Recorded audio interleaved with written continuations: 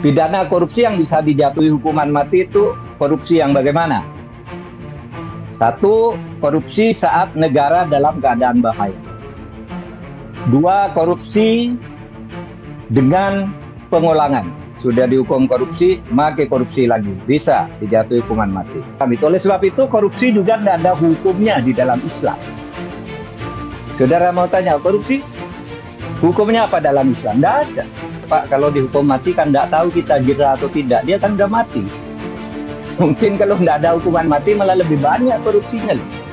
Kok pertanyaannya bagi saya nih, minta saya bukti data bahwa orang kalau dijatuhi hukuman mati lalu jera, udah mati ya, nggak tahu jera atau tidak jera kita, udah tidur di sana di kuburan gitu. Baik, saya akan singkat saja menjawab beberapa pertanyaan yang nanti saya jawab sendiri untuk pengantar.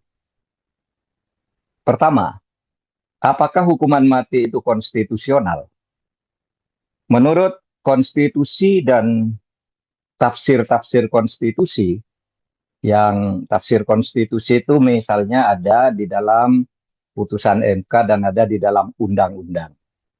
Menurut putusan MK nomor 2 dan nomor 3 tahun 2007, 30 Oktober, hukuman mati itu konstitusional, sah sesuai dengan konstitusi atau tidak bertentangan dengan konstitusi. Selanjutnya, vonis MK nomor 21 tahun 2008, 21 Oktober 2008, di situ diatur cara pelaksanaan hukuman mati dilakukan oleh regu tembak sesuai dengan Undang-Undang Nomor 2 PNPS 1964. Ini di hukum kita yang merupakan tafsir konstitusi. Kemudian turunan konstitusi ke dalam undang-undang menyebutkan adanya 3 macam pidana. Pidana pokok, pidana tambahan, dan pidana khusus. Nah, pidana pokok itu kita sudah tahu, pidana penjara, pidana tutupan, pidana pengawasan, pidana kerja sosial, dan pidana denda. Nah, yang pidana tambahan itu pencabutan hak tertentu, misalnya Anda boleh berpolitik, atau hakim mengumumkan vonisnya untuk hal-hal yang mungkin tidak senang kalau didengar orang lain, ganti rugi, dan sebagainya, dan sebagainya. Lalu ada pidana khusus. Pidana khusus diatur di dalam pasal 67 yang disebut sebagai pidana khusus itu adalah hukuman mati dalam tindak pidana tertentu. Jadi ini ada tindak pidana tertentu yang harus dijatuhkan sebagai atau ancaman alternatif. Bukan satu-satunya nanti di dalam kasus itu. Nanti Bu Tuti bisa menjelaskan ini karena beliau ini timnya udah puluhan tahun yang akhirnya melahirkan hukum pidana yang baru ini. Tapi apa saja pidana khusus atau hukuman khusus itu dijatuhkan kepada siapa saja? Ada beberapa, misalnya makar, kemudian pengkhianatan terhadap negara, itu hukuman mati. Pembunuhan berencana, tindak pidana penerbangan tertentu, genosida, tindak pidana terhadap kemanusiaan, terorisme, narkoba tertentu, dan tindak pidana korupsi. Tindak pidana korupsi itu misalnya secara khusus diatur dalam Undang-Undang Nomor 31 tahun 99 yang sudah diubah dengan Undang-Undang Nomor 20 tahun 2001. Pidana korupsi yang bisa dijatuhi hukuman mati itu korupsi yang bagaimana? Satu, korupsi saat negara dalam keadaan bahaya. Dua, korupsi dengan pengulangan. Sudah dihukum korupsi, maka korupsi lagi. Bisa dijatuhi hukuman mati. Yang ketiga, korupsi dalam keadaan bencana alam nasional. Dan adalah korupsi dalam keadaan krisis finansial dan moneter. Ini bisa dituntut dan divonis hukuman mati dengan catatan bahwa hukumannya itu alternatif. Kalau tidak hukuman mati, lalu lapis keduanya apa gitu. Baik, itulah menurut tata hukum kita. Jadi hukum kita itu menurut konstitusi atau tafsir-tafsir konstitusi yang resmi dan berlaku, baik yang tertulis maupun di dalam pengalaman, itu sudah membenarkan adanya hukuman mati. Yang belum ada dalam pengalaman itu adalah yang korupsi ini. Yang lain sudah, pembunuhan berencana sudah, ada Rian misalnya. Narkoba itu banyak, ada Ferry Budiman. Kemudian terorisme juga banyak. Kemudian pengkhianatan terhadap negara dan sebagainya. Itu sudah, tinggal korupsi. Bagaimana nih cara menghukum korupsi, nanti kita diskusikan. Karena ini menyangkut Islam, maka saya juga akan bicara dalam hukum Islam. Di dalam hukum Islam itu mengenal juga tindak pidana tertentu untuk dijatuhi hukuman mati. Apa tindak pidana tertentu? Pertama, kisos. Kisos itu ada dua. Satu, kisos dalam arti kalau orang membunuh harus atau bisa dihukum bunuh juga. Dengan kufu. Orang merdeka dengan orang merdeka, perempuan membunuh perempuan, budak dengan budak. Artinya ada kesetaraan. Itu kisos namanya. Barang siapa membunuh, dibunuh. Kemudian ada kisos yang bukan hukuman mati. Tetapi disamakan dengan perbuatannya. Itu kisos juga.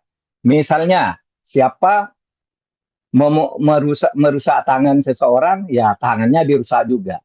Jadi di situ disebut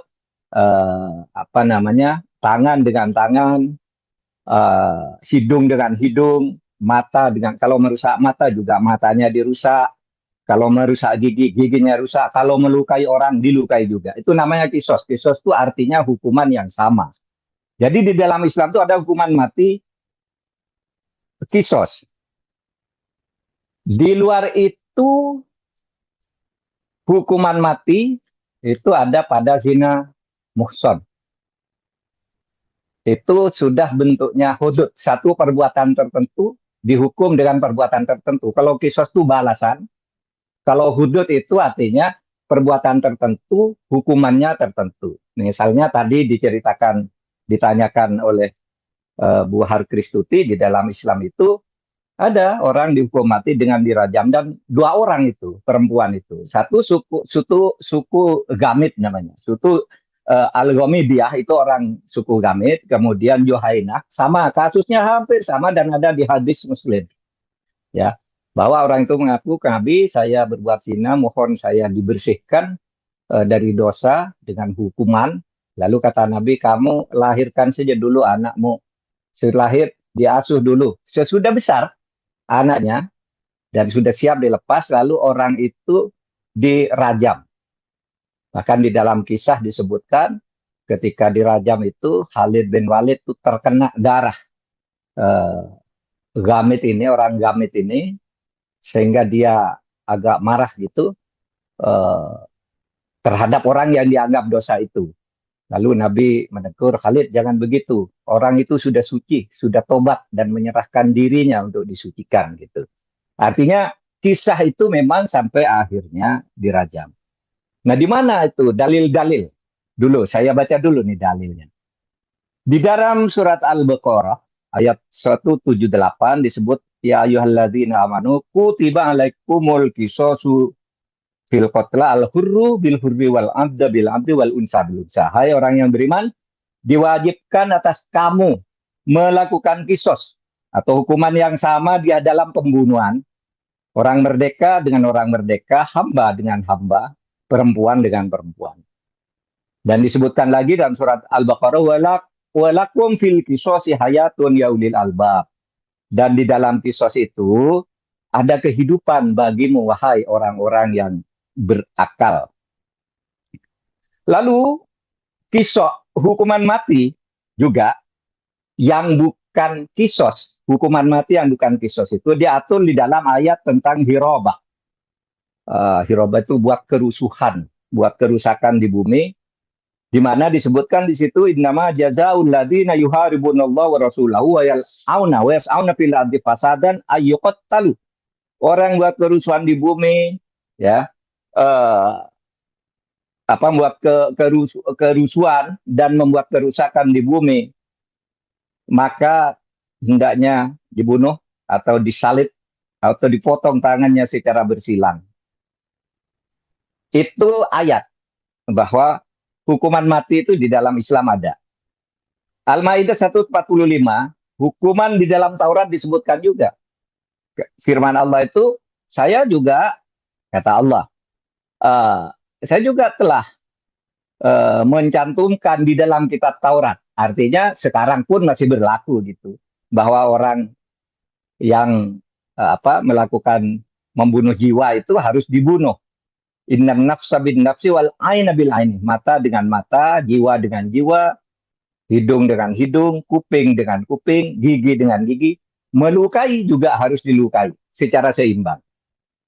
Terakhir surat Al-Isra ayat 33, wala taqtulun nafsal lati haramallahu illa bihaq. Jangan membunuh jiwa yang diharamkan untuk dibunuh kecuali dengan alasan yang benar. Jadi boleh membunuh asal dengan alasan yang benar. Oke, itu hukum konstitusi dan hukum Islam. Sekarang pandangan saya sedikit. Saudara, norma hukum Islam itu tidak memadai sama sekali di dalam hukum pidana. Jadi keliru kalau orang mengatakan Islam itu lengkap mengatur segala apapun. Tidak. Gitu. Di dalam norma hukum pidana hanya terbatas itu tadi. Padahal hukum pidana itu kan banyak. Dan hukum pidana itu tidak boleh analogi. Harus diatur dengan undang-undang. Jika dilihat dari sumber primer Islam, ya, primer Islam, Quran dan Sunnah, hukum pidana Islam material itu sangat terbatas, jangkauannya sempit, tidak menjangkau kebutuhan masa depan. Kalau norma, ya, saya katakan norma. Meski ada yang mengatakan secara a priori bahwa hukum Islam itu lengkap, tetapi nyatanya sangat tidak lengkap. Dalam Quran dan Sunnah, yang lengkap itu hanya prinsip atau asasnya. Sedangkan normanya yang ada hanya kisos dan hudud. Kisos itu balasan. Hudud itu ketentuan tentang hukum itu. Kisos ya tadi cuma orang membunuh, dibunuh, giginya dirompalkan, matanya diculak, ya diculak juga gitu. Yang lain-lain, lalu hudud. Hudud itu ketentuan tertentu. Misalnya mencuri, as-sariqu was-sariqatu faqta'u aydiyahuma. Orang mencuri, laki-laki perempuan, potong tangannya. Ya. Atau zina, az-zaniyatu waz-zani fajlidu. Orang yang berzina itu digilid, dirotan. Mi'atu jaldah. 100 kali rotan. Gitu. Nah, selebihnya tidak ada hukum Islam itu. Oleh sebab itu korupsi juga tidak ada hukumnya di dalam Islam. Saudara mau tanya, korupsi? Hukumnya apa dalam Islam? Tidak ada. Ada prinsipnya bahwa korupsi itu dilarang. Misalnya, laknatullah ala rashi wal murtasi. Allah mengutuk orang yang memberi suap dan menerima suap. Itu korupsi. Tapi kalau ditanya, apa hukumannya? Tidak ada. Tidak ada. Misalnya, kamu jangan makan riba. Riba itu haram. Tapi camat tanya hukumnya. Apa hukumnya riba? Tidak ada. Secara norma, itu hanya prinsip. Dan kalau sifatnya prinsip, itu sifatnya universal. Bukan hanya Islam. Ya. Sehingga mari saya ingin mengatakan ini, agar kita bisa mengadopsi hukum-hukum modern di dalam kita berislam. Hukum modern itu apa? Ya, substansinya aja. Kalau dalilnya itu al-ibratu fil Islam bil jauhar, la bil madhar. Patokan dasar dalam Islam itu adalah substansi, nilai-nilai substansinya, bukan simbol-simbolnya. Oleh sebab itu, potong tangan dan sebagainya itu diambil substansinya. Potong tangan itu apa sih? Apakah orang mencuri itu harus dipotong tangan? Dalam zaman sekarang kemudian di berbagai negara enggak. Mungkin hanya di Arab Saudi atau di beberapa negara. Di negara Islam lain yang jumlahnya 57 enggak ada potong tangan. Atau hampir tidak, semuanya tidak. Karena apa? Karena Islam kemudian diambil substansinya. Potong tangan itu artinya potong kekuatannya. Kalau mencuri, dia punya kekuasaan, ambil kekuasaannya. Kekuasaannya apa? Dia bergerak sana kemari untuk mencuri, menandatangani, mengambil barang di tempat orang. Ambil tangannya, ambil kekuasaannya. masukkan penjara. Kok bisa Pak? Iya, tangan itu kan tidak harus berarti fisik. Ada dalil itu yadullah fawqa aydihim. Tangan Allah itu di atas tangan, artinya tangan itu keberdayaan. Kemahaberdayaan kalau Allah. Al yadul ulya khairum minal yadis sufla. Gitu kan? Tangan yang di atas lebih bagus dari tangan di bawah. Tidak harus berarti tangan ini yang dipotong. Tapi kemampuan bertanda tangan itu bisa dipotong, masukkan ke penjara. Dipecat secara administratif. Tidak lagi dia bertanda tangan. Tangannya dipotong. Nah, itulah sebabnya saya katakan Islam itu tidak mengatur lengkap. Kadang-kala kan orang yang emosional ketika dulu bicara soal negara Islam, negara khilafah. Lalu bicara, pokoknya Islam itu lengkap, mengatur apa saja ada. Tidak ada. Yang ada prinsipnya yang sangat mulia dan agung universal. Sepanjang waktu dan semua tempat. Misalnya kalau saya mau bertanya, ya, penipuan itu apa hukumnya dalam Islam? Tidak ada. Penipuan ya. Perusakan lingkungan itu apa hukumnya dalam Islam? Tidak ada. Hukum pidananya tidak ada. Kemudian penggelapan itu ada enggak? Tidak ada. Tidak ada. Penyelundupan tidak ada. Minuman keras itu tidak ada hukumnya. Hanya dilarang gitu aja. Nah, hukum itu kan ada perbuatannya, ada ancamannya. Kalau hukum pidana. Dalam Islam tidak ada. Oleh sebab itu, saudara sekalian,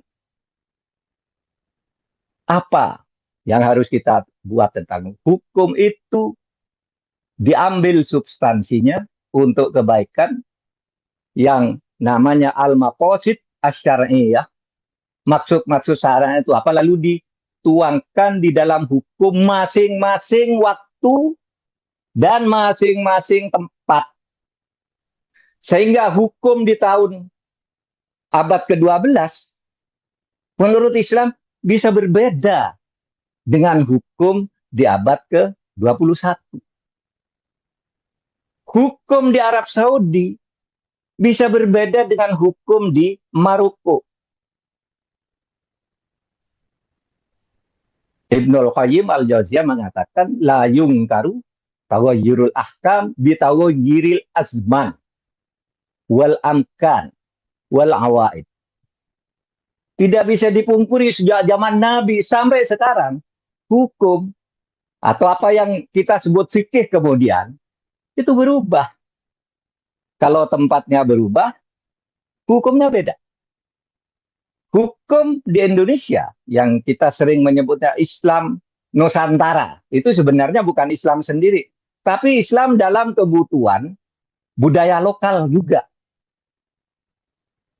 Kebutuhan waktu sekarang juga. Kebutuhan orang Indonesia juga yang beda dengan kebutuhannya orang Arab Saudi. Nah, terus apa dasarnya? Hukum ini diberlakukan sebagai hukum Islam. Dalam hukum Islam itu, fikih Islam itu ada 3. 1, kisos. Sama hukumannya. Yang kedua, hudud. Ada hukuman tertentu untuk perbuatan tertentu. Lalu ada yang ketiga, takzir. Takzir itu dibuat berdasar kebutuhan lokal, waktu dan tempat, dan masivitas atau keseriusan pelanggarannya. Jadi oleh sebab itu, hukuman pidana mati untuk korupsi, pidana mati untuk pemberontakan, misalnya. Di dalam Islam itu ada bugot namanya, pemberontakan itu dihukum mati, tapi itu bukan dalil Al-Quran, bukan sunnah. Itu produk ijtihad aja. Produk ijtihad. Nah, sudah sekalian, fikih Islam, jadi hukum itu Al-Quran, hadis, lalu ini kan masih umum, diterjemahkan dalam bentuk ijtihad, secara ijtihad. Apa ijtihad? Ijtihad itu artinya istifrahul wus'i fi naili hukmin syar'iyyin bi tariqil istinba minal kitab was sunnah. Ijtihad itu artinya menggali nilai-nilai yang ada di Quran yang bisa ditafsirkan macam-macam, digali sehingga menjadi fikih. Nah, fikih itu bisa berbeda-beda. Fikih Syafi'i beda, Maliki beda, Hanafi beda, fikih Indonesia beda, fikih Jepang beda. Ada 5 kawasan di dunia ini yang fikihnya berbeda-beda. Apakah benar? Benar semua, karena itu berdasar kebutuhan tempat dan waktu. Itulah kalau dalam teori hukum, bahwa hukum itu adalah resultante.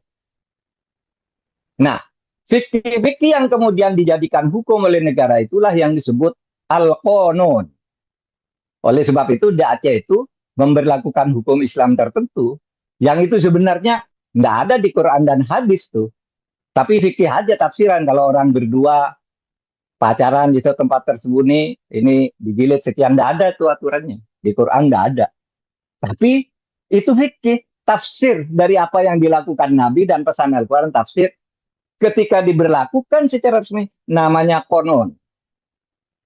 Nah, hukum nasional tuh banyak yang sudah menjadi konon, misalnya hukum perkawinan, ya kan?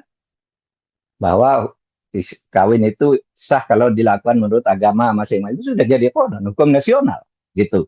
Nah, saudara sekalian, eh, itulah sekedar pengantar dari saya untuk diskusi ini, dan saya akan senang untuk turut mendengarkan tentang ini. Assalamualaikum warahmatullahi wabarakatuh. Katanya eh, hukum Islam itu tidak mengatur hukuman korupsi itu apa. Memang tidak ada. Korupsi itu dilarang, iya. Tapi hukumannya apa kan tidak ada. Terus gimana dong cara menghukumnya? Takzir itu. Terserah kepada negara. Nah, ketika negara menetapkan, maka itulah yang menjadi hukum. Oleh sebab itu, saya katakan hukum di setiap negara berbeda. Jangankan setiap negara, al-adah muhakkamah. Adat di Nusantara aja berbeda-beda hukumnya. Silakan gitu, terutama menyangkut hal-hal yang keperdataan. Nah, oleh sebab itu sebenarnya tidak ada perbedaan antara misalnya ketika saya mengatakan hukum Islam itu bisa berbeda-beda. Ya itulah dalam dalam konsep apa namanya mujmalnya tadi, rincian teknisnya itu beda, tidak ada yang mengikat dari hukum Islam. Sehingga saya tanya, Pak, riba itu haram? Iya haram. Terus apa hukumannya riba? Nggak ada kan? Nggak ada. Terus apa kalau terjadi? Nah, tinggal bentuknya diatur oleh masing-masing negara, itu tidak bisa dicari di dalam sumber primer Islam. Dan sumber primer Islam itu diterjemahkan ke dalam berbagai fikih. Nah, fikih Indonesia kalau dianggap fikih sebagai keputusan negara yang berlakukan hukum, ya korupsi itu bisa dihukum mati, kan gitu. Karena sudah ada undang-undangnya. Dia intinya mengatakan bahwa Al-Quran itu lengkap secara prinsip. Tetapi secara mujmal, itu tidak lengkap. Harus dibuat berdasar kebutuhan lokal, kebutuhan waktu. Wah, hebat dong Islam karena berdasar kebutuhan lokal dan waktu. Semua sistem hukum berdasar kebutuhan lokal dan waktu. Kan sama aja sebenarnya. Sehingga maksud saya bicara, mari secara apa namanya, logika-logika ilmiah saja, gitu. Bahwa Islam itu benar 100%, ya. Itu ya, betul. Tetapi bahwa itu tidak, banyak sekali loh. Kalau Anda tanya hukum Islam, coba hukum penipuan itu apa? Nggak ada kan? Itu tinggal ulama aja yang membuat apa fikihnya masing-masing, dan ulama itu berbeda. Hukum pencemaran lingkungan itu apa? Anda sama hukumannya karena dicari di ajaran Islam tidak ada. Nanti dicari di ijtihad para ulamanya saja. Gitu maksud saya. Sehingga kita harus membuat hukum Islam itu menjadi lebih dinamis. Sama aja kita ketika apa namanya Umar melakukan ijtihad misalnya yang sampai mendapat protes tentang humus, tentang zakat untuk mualaf yang ditiadakan dan sebagainya. Itu menimbulkan perdebatan. Tetapi karena itu kan sifatnya bagi Umar mujmal. Sama juga Pak, ketatanegaraan misalnya. Apakah bernegara menurut Islam itu eh, wajib? Ya wajib. Nabi Muhammad mendirikan negara. Kemudian di Al-Quran ada kata sultan, ada kata ad-daulah, ada kata macam-macam ya. Balat, eh, bilat. Nah, itu kan negara semua. Molek, malik gitu. Tapi apakah ada dalam Islam sistem bernegara? Tidak ada. Mau ikut mana sistemnya? Tidak ada. Anda boleh milih demokrasi, boleh milih autokrasi, boleh milih republik, boleh milih kerajaan, boleh. Yang penting al-maqasid asyariahnya. Maksud syaratnya itu apa? Soal bentuknya bisa kerajaan kayak Arab Saudi, bisa kayak Iran, gitu, bisa kayak Indonesia, bisa kayak Brunei. Maroko beda-beda dan semuanya sah karena itu mujmal gitu. Tapi bernegara harus, kalau tidak ada negara gimana kita Nabi Muhammad mendirikan negara? Apakah negara kayak Nabi Muhammad? Nggak boleh mendirikan negara kayak Nabi Muhammad. Karena apa? Zaman Nabi Muhammad itu legislatifnya Allah dan Nabi, eksekutifnya Nabi Muhammad, harus Nabi, kan? Nah, maka ketika Umar, Abu Bakar, Utsman, Ali dan seterusnya sampai sekarang beda-beda gitu. Dan itu tidak salah karena apa? Kebutuhan waktu, kebutuhan tempat gitu. Nah, sekarang sudah ada legislatif, yudikatif, eksekutif gitu kan? Kan sudah ada seperti itu. Nah, oleh sebab itu sebenarnya kita tadi berbicara pada titik yang sama sebenarnya. Islam itu bagus mengatur hukuman-hukuman yang jelas, prinsip-prinsip yang jelas, tetapi tidak ada uraian-uraian yang eh, sifatnya mujmal itu. Saya katakan itu prinsip. Nah, kalau prinsip itu sejak zaman Yunani juga udah banyak tuh prinsip-prinsip yang disebut tadi di dalam ilmu-ilmu Yunani sama karena sifatnya universal, manusia gitu, manusiawi. Jadi Pak Maulana, bagaimana ya kalau hukum korupsi? Lalu jangan bagaimana caranya ngatur? Ya diatur sendiri oleh pemerintahnya berdasar kebutuhan lokalnya, termasuk menjatuhkan hukuman mati kalau apa namanya diperlukan atau diterima oleh negara dan bangsa yang bersangkutan. Jika hukum dilaksanakan, ini Pak Ade, jika hukum dilaksanakan ya agar sesuai dengan hukum Islam, bagaimana? Ya dibuat sendiri Pak, ijtihad. Kalau hukum maksudnya hukum fikih ya, yang diberlakukan bagi suatu bangsa gitu, kecuali akidah. Kalau akidah sudah. Kalau fikih itu Pak, bebas Pak. Anda bisa, orang di Indonesia aja fikihnya NU dan fikihnya Muhammadiyah berbeda. Fikihnya Al-Wasliyah beda lagi, Al-Irsyad beda lagi. Nggak apa-apa. Mau siapa yang mau mengaku paling benar? Nggak ada. Kenapa? Mereka itu mengistimbat, istimbat sendiri. Gitu. Oleh sebab itu, yang disepakati itulah yang kemudian menjadi hukum kita. Dari semua perbedaan kan sudah berdebat tuh dulu, berdebat habis-habisan lalu diterima. Nah, akhirnya Pancasila. Jadi oleh sebab itu disebut Pancasila itu sebagai mitsaqon ghalidho. Itulah kesepakatan luhur kita, gitu. Maksud saya, kalau kita menjadi Islam di Indonesia tidak harus ikut Arab, kan gitu. Iya kan? Jangan karena Anda beragama Hindu, tapi Anda orang Indonesia kok mau ikut India, Anda. Agama Kristen atau Katolik kok mah harus ikut Vatikan? Tidak, Anda ya Indonesia 100%, berislam 100% juga, tidak harus ikut Arab. Karena di Arab itu pun produk fikih yang sekarang sudah dikonstruksi. Fikihnya tuh udah didekonstruksi lagi dari Ibnu Saud, sekarang udah dikonstruksi oleh Muhammad bin Syed itu semua. Yang dilarang oleh fikihnya Ibnu Saud sekarang dibongkar semua oleh Muhammad bin Syed itu. MBZ ya. Nah, MBS ya. Nah, Saudara, oleh sebab itu saya kira kita berbicara pada arah yang sama tadi. Tinggal yang satu bicara umum, yang satu khusus, yang semuanya ketemu. Pak Teten, apakah ada bukti ya empiris kalau hukum mati memberhatakan korupsi? Saya tidak tahu. Tapi di beberapa negara Eropa ada yang korupsinya terus baik. Ya. Eh, di Georgia, di Georgia ini dulu polisinya brengsek. Hadir presiden baru, lalu dipecati semua. Sekarang bagus, dipecatin dari penjara, pecat semua polisi. Tapi di Dos Santos, di Brasil, polisinya mogok, negara jadi kacau. Negara jadi kacau. Sehari terjadi pembunuhan di mana-mana. Polisi bilang, karena saya dijelek-jelekan terus, gaji saya kecil, saya mogok. Ketika polisi mogok, terjadi penjara sebagainya. Jadi tinggal kita milihnya mana. Di Latvia dan di beberapa negara Eropa itu diadakan apa yang disebut itu lustrasi. Lustrasi itu artinya apa? Diberhentikan semua dulu, lalu dicetak yang baru, bersih Pak. Sekarang gitu. Jadi tinggal kita mau berani milih yang mana gitu. Pak Laude, piranti hukum udah rusak semua. Pak Prabowo, Pak Yusril tidak serius. Itu bukan pertanyaan, tapi pernyataan. Tapi kalau dia tanya, apa buktinya bahwa kalau orang dihukum mati meningkat, bahwa kalau ada hukuman mati orang menjadi jerah? Iya, saya dulu pernah berjawab gurau gini, loh Pak, kalau dihukum mati kan nggak tahu kita jerah atau tidak. Dia kan udah mati. Mungkin kalau nggak ada hukuman mati malah lebih banyak korupsinya loh.